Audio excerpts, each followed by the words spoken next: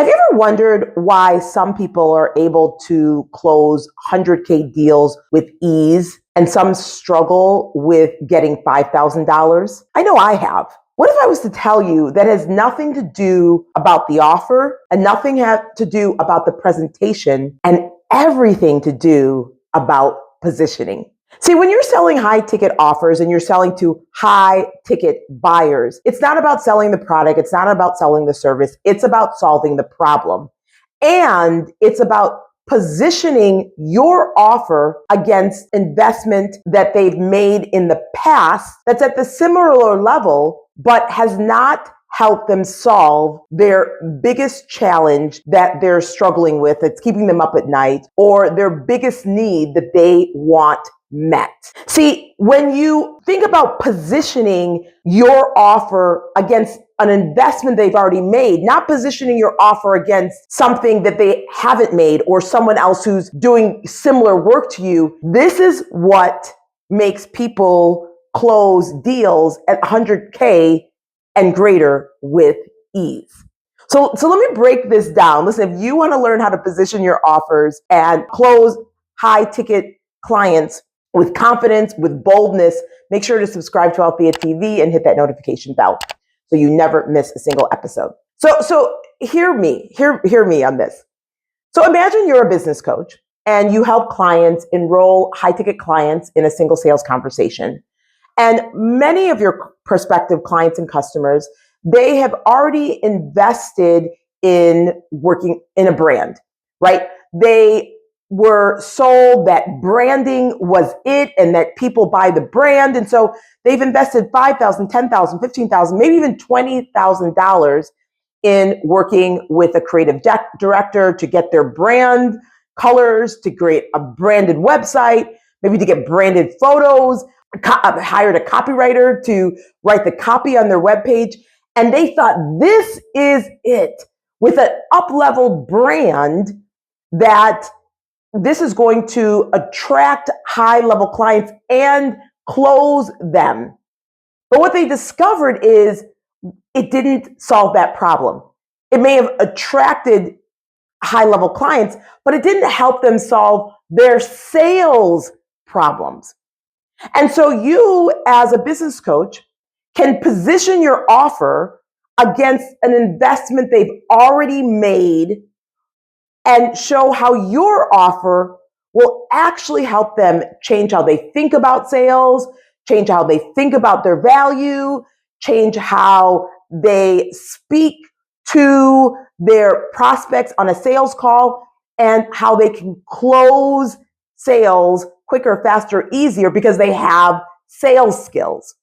And you're showing them that the offer that they made in their brand, while it was a smart offer, it made sense where they were, it didn't solve this key component because it wasn't designed to. It wasn't designed to give them sales skills. It was designed to give them a brand. And when you position those two offers, when they're wanting to close high ticket clients, and you show them that the previous investment, again, wasn't a wrong investment, it just didn't solve the problem that they're facing now, and how your offer is a better return on investment, you will find that you're able to close those big payday offers with ease because you already know that this prospective client and customer believes in investing in themselves through their business. They already have a history of investing in things that are going to help them grow their impact, grow their audience, grow their influence, and grow their income. But there's this one aspect that they're missing that your offer can solve. And it's really important that you don't dismiss, discredit, downplay the investment that they made, but you're showing that your offer is at the next stage of the journey. Listen, the church does it all of the time. And you've been a part of it. So have I. So go back. When you showed up to church on Sunday and you thought, like, I'm committed to growing my relationship with the Lord. You may not even said that, right? You're like, I'm a Christian and I want to grow my faith. Maybe use words like that, right? And I want a church family. I'm thinking of the words that I used to say. And so you went to church on Sunday, right? And maybe, okay, I'm telling on myself, maybe you weren't there at, before church service started when there's prayer, but you got there, right? You got there when the announcements came in. And as you're growing and you're hearing the sermons, you're longing for more. You're longing for more. And then you learn, oh, you can't just be a pew warmer. And you're thinking, what's a pew warmer? Yeah, maybe your pastor, like my pastor says, oh, no, everyone who calls me pastor, we need them involved in the church. And you're thinking, oh, I got to get involved. And maybe you're like, oh my gosh, I've never been a part of ministry. I mean, just enjoy the story, right? I don't know if this is your story, but this is similar. This is my story, right? And then you're like, you're looking around and you're like, why are people taking notes? Like, I grew up going to church, but I didn't go to a church where people like write notes down, right? And like bringing their Bible and highlighting it, right? And then you're not necessarily ready for ministry, but you meet people and they're like, oh my God, do you go to Sunday school? And you're like, wait, there's Sunday school for adults? Like, they're like, yeah, you got to come to Sunday school. It starts an hour before church. And you're like, oh, okay. Well, I thought just going to church was enough. And you learn like, no, that didn't solve your longing, your soul's desire, right? To be total, to accept Jesus Christ, not as only Lord, Savior, but Lord. And so you find yourself investing at a higher level, investing your time and your attention and your talents at a higher level by attending Bible Sunday school. And then maybe you learn like Sunday school, and that's good, but you know where you really need to get involved in? You need to come to Wednesday night Bible study. What? I got to come to church 2 times a week. And then you learn, you start coming to Bible study and you invest at a higher level. And it's not diminishing going to church on Sunday. It's not diminishing Sunday school. It's at a higher level. Like now, you're really wanting to dig in deep in the word and have conversations and hear the struggles of being obedient and trusting the Lord and all the rewards and all the risks. And before you know it, you keep on investing at a higher level. You find yourself, hey, this is me. That you used to talk about people, God, that people at church through Monday, and you find yourself at Bible study on Wednesday. And maybe you're in a ministry and you're in ministry on Thursday. And then you attend early morning prayer on Friday. And then you might do some activities on Saturday. And then you're at church on Sunday. And before you know it, you're at church. I'm just giving an example. Hey, this is my story. It doesn't have to be your story. A church service on Sunday was positioned against Sunday school. Not as either or, but a both and. And how Sunday school was going to give you a better return on your investment as being a disciple of Jesus Christ. Do you see the power and the effectiveness of this level of positioning? About having your prospect look at your offer against others' offers and seeing and positioning it as the next best decision in their journey, as the next best decision, strategic decision for them to make, as their next best chance to solve their big agenda, not their small agenda.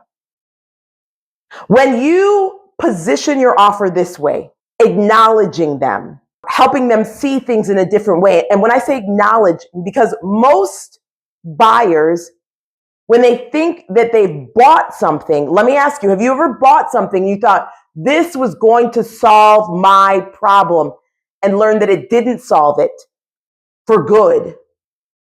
And you might have buyer's remorse. You might begin to think, oh, that won't work. But actually, it got you to the next level of the journey, that you actually weren't ready to dive in to being in ministry, to being at First Friday Prayer, to be at Bible study and Sunday school and church for the long run consistently.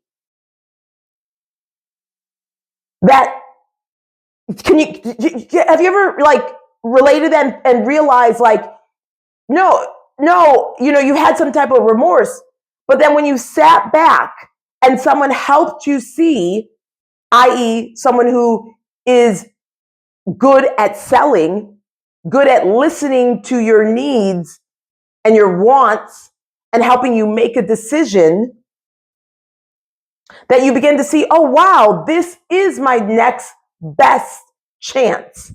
And this works so well because, again, you're aligning your offer with previous investments and you're highlighting that they have made smart investments in the past, that they make smart decisions, and you're really selling at emotional level.